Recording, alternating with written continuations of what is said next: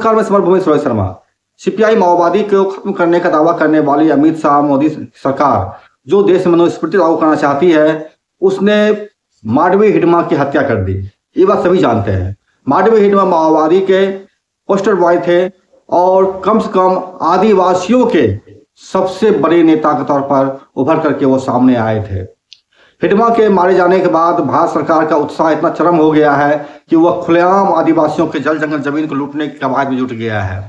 जिंदल को जिस तरह से खैराडीहा में दिया जा रहा है जमीन कोयला के खदान के विस्तार के लिए, और जिस तरह से गुपचुप तरीके से जन सुनवाई का नाटक किया जा रहा है, इससे भी साफ दिखता है कि भारत सरकार की मंशा क्या थी। और माओवादियों के खत्म होने का जो नारा लगाया गया था और हमारे पत्रकार बंधु जो उछल उछल करके माओवादियों के मौत पर जश्न मना रहे थे, और वह लोग जो कि आदिवासी थे और डीआरजी में शामिल थे, वह भी जो है आदिवासियों के माओवादियों की मौत पर जश्न मना रहे थे, मिठाइयां बांट रहे थे। उन लोगों के भी चेहरे पर कालिक पोत दिया गया है। जिस तरीके से अमित शाह ने जिस आदिवासियों के जमीन को खाली कराने के लिए, घरों को खाली कराने के लिए कोशिश की गई है, और इस तमाम चीजों के बीच में सबसे बड़ी बात यह है, प्रतिरोध कहीं रुका नहीं है। प्रतिरोध बेशक थोड़ा कम हुआ है क्योंकि माओवादियों के बहुत सारे लोग सरेंडर्स किए हैं, जो कि वेणुगोपाल के प्रभाव में आकर के। और लेकिन महत्वपूर्ण चीज यही है कि भारतीय कम्युनिस्ट पार्टी माओवादी सलामत है और वह अपने संघर्ष के रास्ते पर अडिग है। संख्या घट सकती है, बढ़ सकती है, वो महत्वपूर्ण चीज नहीं होता है। महत्वपूर्ण चीज होता है जनाधार। माओवादियों का जनाधार जो है निरंतर बढ़ रहा है, बल्कि पहले से भी कहीं ज्यादा इसका विस्तार क्षेत्रों में हुआ है।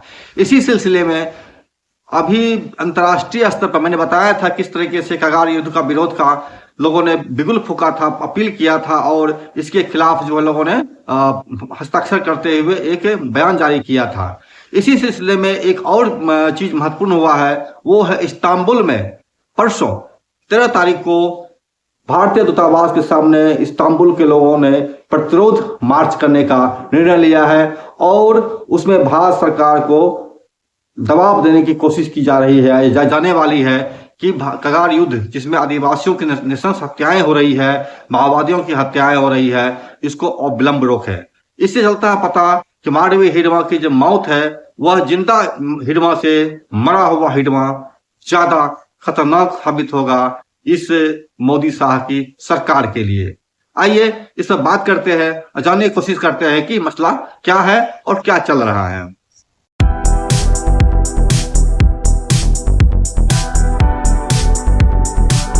आगे बढ़ा में इससे पहले आप यह वीडियो देख लीजिए जो आदिवासी लड़का ने अपने सोशल मीडिया पर जारी किया था, और किस तरह से इन्होंने बताया है कि संघर्ष का जो आयाम था, जो मांडवी हिडमा के न रहने के बाद भी तो किस तरह से चल रहा है, वो अभियान कर बताया है उन्होंने। और सरकार किस तरह से दमन ढा रही है आदिवासियों पर, उसके बारे में भी इन्होंने स्पष्टता रखी है। आप पहले उस वीडियो को सुन लीजिए। बस्तर में जहां पर अभी मांडवी हिडमा और उनकी पत्नी राजे को मारा गया है, वहां पर पिछले 3 सालों में 90 गांवों को रिलोकेट करने की फाइल खुल चुकी है। आप सभी लोगों को बताया जा रहा है कि वहां के लोग नक्सल से परेशान होकर गांव खाली कर रहे हैं, बल्कि ऐसा कुछ भी नहीं है। सरकारें उन्हें खाली करवा रही हैं क्योंकि वहां पर माइनिंग होनी थी। अभी 40 से भी ज्यादा में SICL मतलब कि south eastern coal field limited और NMDC मतलब कि नेशनल मिनरल डेवलपमेंट कॉर्पोरेशन जैसी सरकारी सहायक कंपनियां वहां पर लैंड बैंक बन चुकी हैं। बस्तर को मिलाकर छत्तीसगढ़, झारखंड, उड़ीसा, आंध्र प्रदेश, तेलंगाना, महाराष्ट्र ऐसे क्षेत्र हैं जहां पर नक्सलवादियों का कब्जा है, और यहीं पर भारी मात्रा में खनिज संपदा पाई जाती है।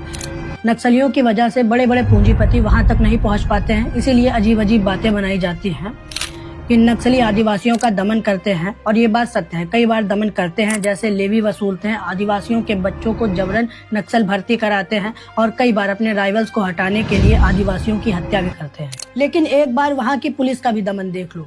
2024 और 25 में हुए ऑपरेशन कागर जैसे अभियानों में 200 प्लस निर्दोष आदिवासियों को मार दिया गया नक्सली समझकर, और अभी जल्द ही बीजापुर के एक निर्दोष रसोइये महेश कुडियाम को मार दिया गया इनामी नक्सली बताकर। मारे गए 7 में से जो एक महेश कुडियाम, जिसे पुलिस 1 लाख का इनामी और इंद्रावती एरिया के पार्टी सदस्य बता रहे हैं, वो दरअसल इस गांव इस स्कूल का रसोइया हुआ करता था, जिसने उसे यहाँ से जिंदा पकड़ा जिंदा पकड़ने का भी आरोप गांव वाले लगा रहे हैं।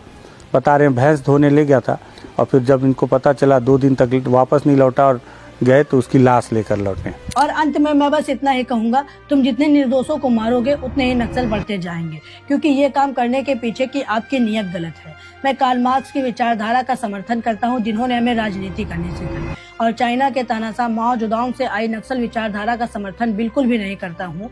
और कम्युनिस्ट मैनिफेस्टो भी यही कहता है कि ये लड़ाई केवल बंदूक की नहीं बल्कि न्याय और संसाधनों की है। अगर सरकार सच में नक्सलवाद खत्म करना चाहती है तो पीसा एक्ट और फॉरेस्ट राइट्स एक्ट 2006 पूरी तरह से लागू करे और बिना ग्राम सभा की सहमति के कोई प्रोजेक्ट न लाए, और सरकार भी डायरेक्ट जंगल संपत्ति कॉर्पोरेट्स को न सौंपे और आदिवासियों को जंगल जमीन का हक दिलाया जाए। वैसे भी ये कोई भीख नहीं मांग रहे हैं, ये मूल निवासी है भारत के, इनका हक बनता है इस पर। वरना आपकी 2016, 2022 और 2024 में कई बार नक्सलवाद को खत्म करने की डेडलाइन आई है और चली गई। अगर आप ये वीडियो समझ गए हैं जो बच्चे ने बनाया है अपने सोशल अकाउंट पर, इसके बाद आप यह जानिए किस तरह से आदिवासियों के इलाके में लगातार घुसपैठ पुलिस कर रही है। लाखों की तादाद में पुलिस को भर करके आदिवासियों के प्रतिरोध को खत्म करके और उसके जल जंगल जमीन को लूटने की कवायद कर रही है। गुपचुप तरीके से वहां पर जिस तरीके से वहां पर जन सुनवाई के नाम पर नौटंकी हो रहा है और आदिवासियों की जमीन छीन करके जिंदल जैसी कंपनियों के हाथ में सौंपा जा रहा है, इस पर भी एक खबर है, जो खबर भी हम यहाँ लगा दे रहे हैं, आप सुन लें उससे भी। यहाँ पे कोई तो आया भैया, जन सुनवाई हो रही है, जन सुनवाई में जनता नहीं बोलेगी तो कौन बोलेगा? क्या जिंदल के हितैषी लोग बोलेंगे क्या अंदर में? जनता अधिकारी को यहाँ बुलाइए, विधायक महोदय यहाँ है, कैसे करेंगे मैडम आप? क्षेत्रीय विधायक हैं, क्षेत्रीय विधायक को जन सुनवाई में हिस्सा लेने से रोक दिया गया है। आम जनता है, हमारे अधिकारों का हनन पुलिस कैसे करेगी? हमको कैसे रोक देगी? इस गांव के लोगों को कैसे रोक देगी? यहाँ के चुने हुए जनप्रतिनिधियों को कैसे रोक देगी? यदि दिखाता हूँ मैं तुम्हारा, यदि देख लो जन सुनवाई कैसे कराए जाते हैं। मतलब पोस्टर दिख रही है, छोटे से पोस्टर ये जन सुनवाई के पोस्टर है, ये पोस्टर इतनी लगे हैं और इतनी पूरा भीड़ है, ये पूरा पब्लिक है। जमीन के प्रति हमारा अधिकार है कि नहीं है? नहीं तो शासन हमारा जो ऋण पुस्तिका बनता है उसको निरस्त कर दे। फर्जी ग्राम सभा की अनुमति से जो है जन सुनवाई हो जाती है, लेकिन पहली बार मैं देख रहा हूँ फर्जी जन सुनवाई कर ले रहे हैं लोग। बड़े बड़े उद्योगपति मतलब फ़ायदा पहुँचाए बर कैसे जो है गुपचुप तरीका से जन सुनवाई कराए जाते हैं। हम नहीं देंगे माने नहीं देंगे, जमीन नहीं देंगे चाहे प्राण चला जाए हमारा। काबर की जन सुनवाई जो हुआ थे, अब लगभग विधायक मतलब ही पता चल गया, विधायक मन होती रही है तो विधायक मतलब पता चल गया, विधायक से बातचीत करूँ, क्षेत्रीय विधायक है, अंदर में जन सुनवाई हुआ थे, पता चली इसका आप मतलब? देखिए अभी तो मेरे को ऐसी सूचना मिल रहा है और हाँ। मैं अभी जा रही हूँ देखने के लिए। हाँ। और इस तरह से जो इन लोग का जन सुनवाई का चालू हो रहा है, ये बहुत क्या अन्याय है। हाँ। जो सिस्टम में होना चाहिए, जहाँ जगह स्थल चयन किया है कि वहाँ नहीं हो रहा है, तो ये मान्य नहीं होगा। इसलिए मैं जनप्रतिनिधि होने के नाते मेरे को जाना पड़ेगा और मैं उस जगह को निरीक्षण के लिए जा रही हूँ। अच्छा, तो यहाँ जाने देंगे? हाँ, इधर से अभी अलाउ नहीं है। क्यों अलाउ नहीं है? अच्छा बताएंगे सर। ऊपर से निर्देश है। तो जन सुनवाई में यदि नहीं जाएंगे तो कैसे अपनी बात रखेंगे? अंदर में जन सुनवाई करवा रहे हैं आप लोग, इस साइड से जा सकते। अंदर में जन सुनवाई हो रहा है कि नहीं हो रहा है? बड़े अधिकारियों से चर्चा। यहाँ पे कोई तो आया भैया, जन सुनवाई हो रही है, जन सुनवाई में जनता नहीं बोलेगी तो कौन बोलेगा? क्या जिंदल के हितैषी लोग बोलेंगे क्या अंदर में? क्या जिंदल के हितैषी लोग बोलेंगे? कैसे करेंगे आप लोग? क्योंकि जन सुनवाई तो अंदर हो रही है, पूरी पब्लिक तो बाहर में है और एक इस तरह का जन सुनवाई है। माननीय विधायिका महोदय जी को जाने दिया जा रहा है, तो आप इसमें ये क्या प्रकार के नियम बनाए? बड़े अधिकारियों से चर्चा करें। कौन अधिकारी है आप? ऊपर कौन है? नाम बताओ ना, ऊपर कौन है? ऊपर जो भी अधिकारी हैं रायगढ़ के, आप उनसे चर्चा कर सकते हैं। तो जन सुनवाई में जनता को नहीं जाना है, अंदर जाने नहीं देना जनता को। ऊपर के अधिकारी यही तो बोले होंगे कि जनता को अंदर नहीं जाने दिया है। जी बताइए। ये निर्देश केवल यहाँ से जाने वालों को रोकने का है। नहीं तो भैया जनता यदि जन सुनवाई में हिस्सा नहीं लेगी तो कौन लेगा? जिंदल के लोग लेंगे, कौन लेगा? स्पष्ट तो कोई करे, कोई अधिकारी आ जाइए या घुसने दीजिए जनता को। जनता अधिकारी को यहाँ बुलाइए, विधायक महोदय यहाँ है, कैसे करेंगे मैडम आप? हम अपने स्पॉट को छोड़ के नहीं जा सकते। आप यहीं पे ऐसे देखिए, बुलाइए आप, जनता को बुलाइए, उसको अधिकारी को बुलाइए। क्षेत्रीय विधायक हैं, क्षेत्रीय विधायक को जन सुनवाई में हिस्सा लेने से रोक दिया गया है। पुलिस के प्रशासन के लोग हैं, पुलिस के अधिकारी हैं, यहाँ पे देख लीजिए बड़ी बड़ी संख्या में आपको दिखाई देंगे। उसके अलावा यहाँ के लोग हैं, स्थानीय लोग हैं। सबसे बड़ी बात, आधा घंटा से अधिक समय हो गया है कि अंदर में बताया जा रहा है, सूचना मिल रही है कि जनसुनवाई अंदर में की जा रही है, जबकि ये जनसुनवाई जो है बाजार में करना था। बाजार से किनारे जो शेड लगा हुआ है वहाँ पे जनसुनवाई की जा रही है। विधायक है राधे श्याम जी भी है, जनसुनवाई अंदर हो रही बता रहे हैं। प्रशासन पुलिस बल का दुरुपयोग कर रही है। अवैधानिक तौर से, गुपचुप तौर से जन सुनवाई को जो लिखित ये लोग रखे हुए हैं समर्थन, उसको सबमिट करके लोग पूरा करने का प्रयास कर रहे हैं। इस गांव में कोई भी कार्यक्रम गोपनीय नहीं हो सकता। ये पेशा क्षेत्र है, यहाँ प्रशासन इस ढंग से दादागिरी नहीं कर सकती। पुलिस बल का दुरुपयोग कर रहे हैं। यहाँ के जो चुने हुए जनप्रतिनिधि हैं, अगर उनको पुलिस रोक रही है तो ये अवैध जन सुनवाई जो है वो पुलिस बल के सहयोग से किया जा रहा है। ये संभव नहीं है। हम आम जनता है, हमारे अधिकारों का हनन पुलिस कैसे करेगी? हमको कैसे रोक देगी? इस गांव में, इस गांव के लोगों को कैसे रोक देगी? यहाँ के चुने हुए जनप्रतिनिधियों को कैसे रोक देगी? एक फर्जी है, ये रिपोर्ट के आधार पर शासन प्रशासन मौन है। पर्यावरण मंत्री ठेका ले लिया है, तो इस ठेके का क्या हम गुलाम है क्या राज्य सरकार के, जिला प्रशासन के? आप लोग जो रोक रहे हैं, आप लोग अवैधानिक काम कर रहे हैं कि ये हमारा अधिकार है। हम हाथ जोड़ से पुलिस प्रशासन से प्रार्थना कर रहे हैं, हमको जाने दिया जाए। वहां कौन अधिकारी बैठ करके जनसुनवाई करवा रहा है?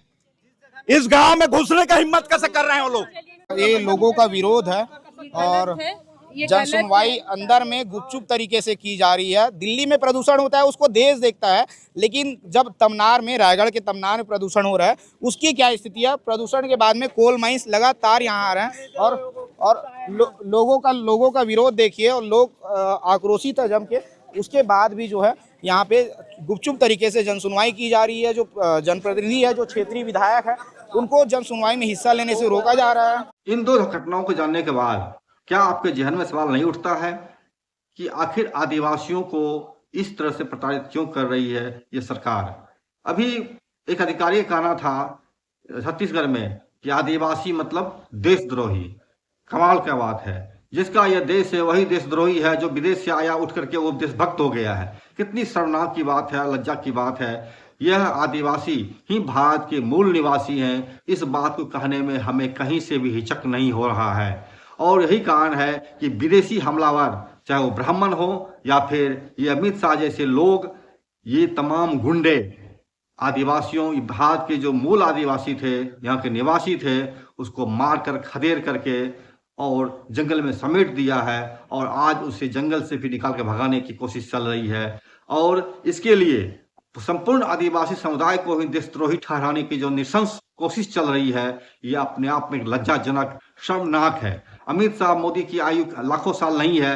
ये अपने आप को भगवान की तरह जिस तरह से प्रस्तुत करने की कोशिश करते हैं, ये भी बेहद शर्मनाक है। और आदिवासियों के साथ जिस तरह से कृतज्ञता की जा रही है, जिनका घर है उसी के घर से भगाया जा रहा है, इससे बड़ा उदाहरण खतरनाक और कुछ नहीं हो सकता है। ये ठीक वैसी ही बातें हैं जैसे अमेरिकन जब गोरे वहां पर पहुंचे तो गोरे ने काले को, जो रेड इंडियन थे, उसको मार करके भगा दिया, खत्म कर दिया, समूल नष्ट कर दिया। वही स्थिति आज भारत में आदिवासियों के साथ एक बार फिर ये भारत की नृशंस खूंखार सरकार अपने पालतू गैंग पुलिस के साथ मिलकर के जो है उसको खत्म करने की कवायद कर रही है। और इसका अगर भारत की जनता अगर विरोध नहीं कर पा रही है तो सवाल उठता है भारत जनता की निष्ठा पर भी। आखिर उसकी निष्ठा है किसके प्रति? वो आखिर कब तक विदेशियों के हथकंडे का, विदेशियों के गुलाम बनते करके अपने ही भाई बंधु जो यहाँ के मूल निवासी हैं उसको खत्म करने की कोशिश करेगा? भारत की जनता कितनी समझदार है, नहीं समझदार है, ये तो मैं नहीं जानता, लेकिन विदेश की जनता अधिक समझदार है। इस संदर्भ में वह आदिवासियों के सवाल को भी रेज कर रही है। अगर हम ऑस्ट्रेलिया की बात करें तो ऑस्ट्रेलिया में आदिवासी जो समुदाय वहां पर रहता है, उसके लिए बाकायदा वहां की सरकार ने अलग योजनाएं दिया है। उसके क्षेत्र में घुसपैठ नहीं हो सकता है, उसके क्षेत्र में किसी तरह की अतिक्रमण नहीं हो सकता है। और आदिवासियों के लिए ऑस्ट्रेलिया की गवर्नमेंट ने बाकायदा अलग ही नियम, अलग कानून और उनके लिए बहुत ही बेहतरीन रिहायशी व्यवस्था कर करके वहां पर रखा है। भारत की सरकार की तरह यहाँ पर बंदूक गोली से आदिवासियों के साथ बात नहीं की जाती वहां। और ऑस्ट्रेलिया की जन सरकार ने दिखाया है किस तरह से आदिवासी के साथ वहां की सरकार बेहतर व्यवहार कर रही है, समानता की बात कर रही है। और सबसे बढ़कर उनके जीवन स्तर को लगातार ऊंचा उठाने की कोशिश कर रही है या कोशिश की है, बिना उनके क्षेत्र में किसी तरह का घुसपैठ किए, पुलिस भेजे।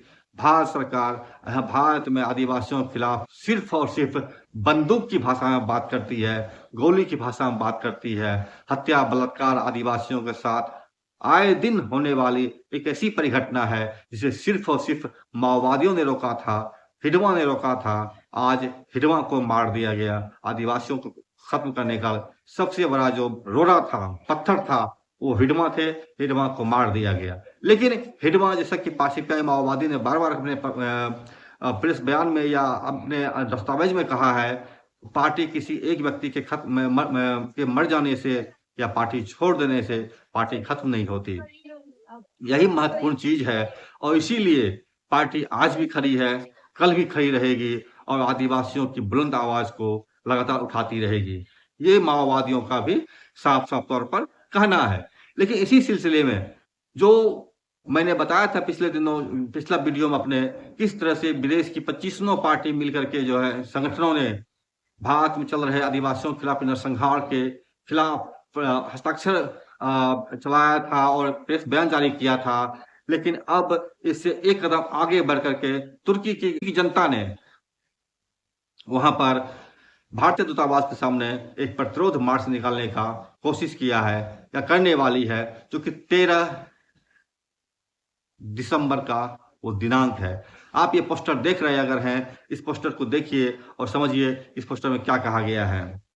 साफ तौर पर दर्ज है, stop the operation Kargil in India, and the massacre, मतलब ऑपरेशन कगार को भारत में बंद करो और नरसंहार का अंत करो। सैटरडे शनिवार दिसंबर 13 3 बजे शाम में ये आपको कंसुलेट ऑफ इंडिया के सामने हो रहा है इस्तांबुल में। ये प्रतिरोध मार्च है। इसमें क्या मसला है, आइए इस पर बात करते हैं। भारत में चल रहे मोदी साहब की सरकार ने जिस तरह से कगार ऑपरेशन चलाया है और कगार ऑपरेशन के नाम पर लगभग 800 लोगों की हत्याएं की है, सैकड़ों को सरेंडर करवाया है लालच दे करके और हजारों को जेल में बंद रखा है। इसके बाद ही भारत की जो माओवादी पार्टी है टिकी हुई है, लड़ रही है। इस पर जो है उन्होंने बयान जारी किया है और उसमें कहा गया है, बयान नहीं है मतलब वो रिपोर्ट, इसमें कहा गया है कगार ऑपरेशन के खिलाफ 13 दिसंबर को इस्तांबुल तुर्की में एक रैली आयोजित की जाएगी। इस्तांबुल में भारतीय दूतावास के सामने कगार ऑपरेशन के विरोध में एक रैली आयोजित की जाने वाली है। तथाकथित कगार ऑपरेशन के दौरान भारत में आदिवासी लोगों और माओवादियों के खिलाफ किए गए नरसंहार के विरोध में इस्तांबुल में भारतीय वाणिज्य दूतावास के सामने एक रैली का आयोजन है।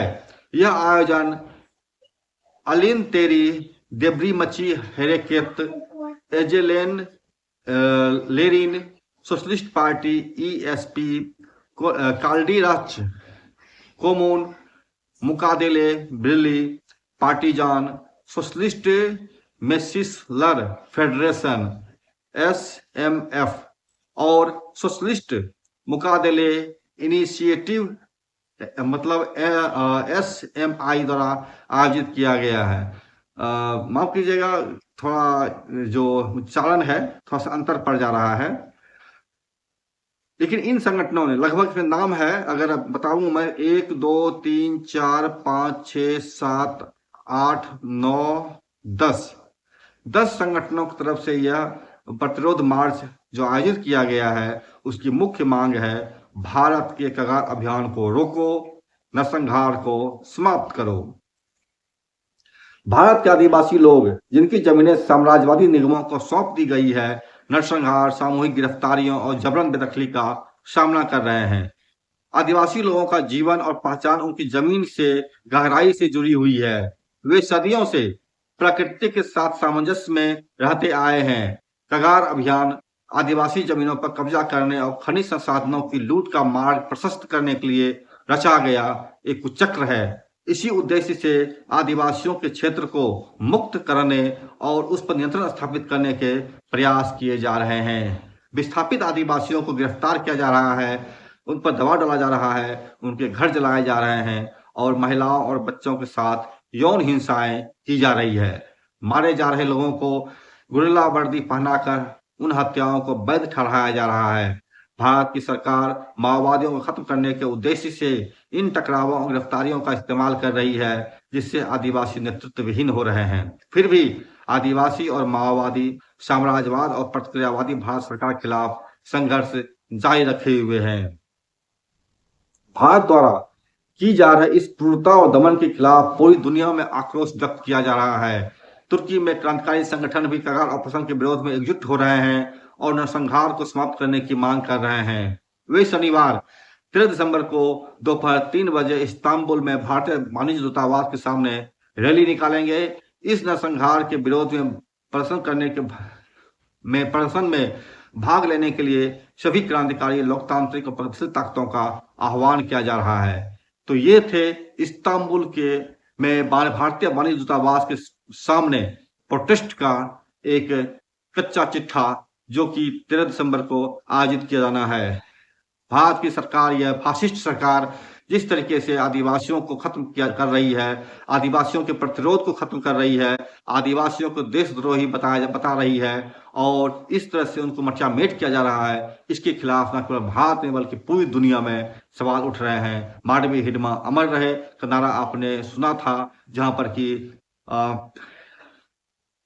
पुर्तगाल में पोस्टर लगाए गए थे, बांग्लादेश में इनके सम्मान में कार्यक्रम किए गए थे। पूरी दुनिया में इसके लिए जो है लोगों ने जगह जगह पर अपने तरीके से शोक व्यक्त किया था। भारत की जनता भी इसमें कहीं से पीछे न रही, चाहे वो दिल्ली में छात्राओं ने मांडवी हिडमा अमर रहे का नारा लगाया या फिर बंगाल में छात्रों ने सवाल को उठाया और इन सवालों को रेज किया। महत्वपूर्ण चीज यह है कि आज भी आदिवासियों के जमीन को लूटा जा रहा है, फर्जी जन सुनवाई के नाम पर लोगों को ठगा जा रहा है, आदिवासियों को लूटा जा रहा है, उनके घरों को उजाड़ा जा रहा है। न केवल आदिवासी बल्कि बिहार में देख लीजिए आप, बिहार में जब से चुनाव में भाजपा की सरकार आई है, आए दिन कहीं न कहीं घरों को लूटा जा रहा है, लोगों घरों को उजाड़ा जा रहा है। उनके तमाम संसाधन, माने जो भी घर में कपड़े लत्ते खाना पीना का सामान था उस सहित पूरे घर को ही ढा दिया जा रहा है। ठीक यही चीज आपको दिल्ली में किया गया था, जहां पर कि रेखा गुप्ता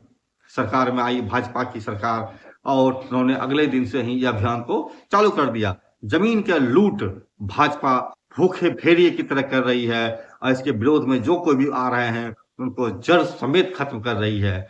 और इतना ही नहीं, जो कोई विरोध कर रहा है उसको अर्बन नक्सल, माओवादी समर्थक कह करके उनकी हत्या करने का प्रयास किया जा रहा है। उनके खिलाफ नए नए मुकदमे जारी किए जा रहे हैं, उनको जेल में बंद किया जा रहा है। बल्कि आप इसके सवाल क्यों कहें, अगर हम कप्पन की बात करें, पत्रकार कप्पन, क्योंकि हथरस में एक दलित महिला के बलात्कार और उनकी हत्या का जो प्रसंग हुआ था, उसका जब रिपोर्टिंग करने गए थे उनको उठाकर जेल में बंद कर दिया गया। अब वर्षों तक जेल में रहने के बाद वो क्या स्थिति पहुंचे हैं ये आप बेहतर जानते हैं हमसे भी। पत्रकार को जिस तरह ठिकाने लगाया जा रहा है, जिस तरह से लगातार धमकियां दी जा रही है, यह अपने आप में भारत के लोकतांत्रिक इतिहास में सबसे बड़ा संकट का दौर है। और अगर आप अभिव्यक्ति की आजादी को चलेंगे, अगर पत्रकारों को देशद्रोही बताएंगे, उनके खिलाफ नए नए अभियान चलाएंगे और अपने पालतू कुत्तों को भेड़िए की तरह झुटा देंगे, तो सवाल उठता है भारत लोकतंत्र बचा कहाँ है।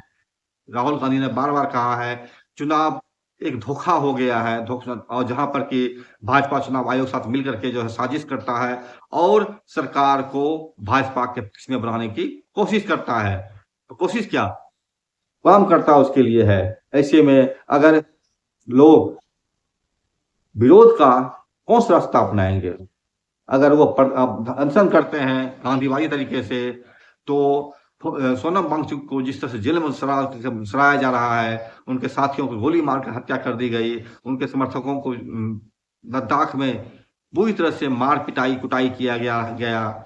इसके साथ ही जिस तरह से प्रतिरोध कहीं होता है पर प्रोटेस्ट, अगर उस प्रोटेस्ट पर लाठियां चलती है, गोली चलते हैं, और आदिवासी विरोध करते हैं तो उस पर फायरिंग चलता है, लाठियां चलती है, उनकी हत्याएं की जाती है। इस तरीके से परिघटना चल रही है। अगर आप अभिव्यक्ति की आजादी को भी कुचल देंगे तो बंदूक के सिवा और कौन सा रास्ता बचता है, यह आप बताएं या आप बेहतर जानते हैं। आत्मरक्षा का अधिकार इस संविधान ने ही दिया है। और अगर आदिवासी या कोई भी समूह अगर हथियार उठाता है तो वो आत्मरक्षा में किया गया उसका ये कार्य है और इसका समर्थन ये संविधान भी करता है। माओवादियों पर बार बार आरोप लगता है तो संविधान का विरोधी है। वास्तव में संविधान का सबसे बड़ा विरोधी आरएसएस बीजेपी है। वह न तो इस संविधान को कभी मानी है बल्कि संविधान को जलाई भी है और वर्षों तक अपने आरएसएस अपने मुख्यालय में भारत तिरंगा झंडा को फहराने तक का भी प्रयास नहीं किया है। ऐसे में देश की जो स्थिति चल रही है उस स्थिति में सशस्त्र संघर्ष के अलावा और क्या विकल्प बचता है। यस, जो सरकार है, अगर आप देख रहे हैं मेरा वीडियो तो आप बताएं कि कौन सा रास्ता आप लोगों के लिए छोड़े हैं अपने प्रतिरोध करने को दर्ज कराने के लिए। सुप्रीम कोर्ट को आपने अपना गुलाम बना लिया है जहां पर कि देश के खिलाफ ही कानून पारित होता है, देश के आम लोगों के खिलाफ ही बात होती है भाजपा के समर्थन में। और ऐसे में अगर कानून भी नहीं है, धरना अनशन भी नहीं है, अगर उसके पास प्रोटेस्ट करने का जो माध्यम होता है जुलूस धरना उसका भी मसला नहीं है तो फिर हथियार उठाने के अलावा आप क्या विकल्प छोड़ते हैं।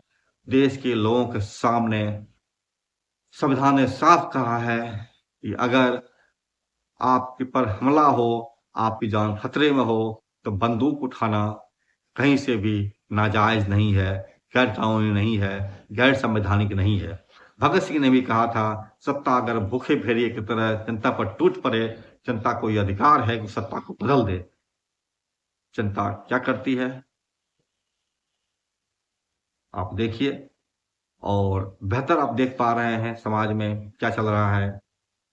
नमस्कार, मैं स्मार्ट भूमि रोहित शर्मा। चैनल देखिए, लाइक कीजिए, सब्सक्राइब कीजिए, शेयर कीजिए, उनसे जुड़े रहिए।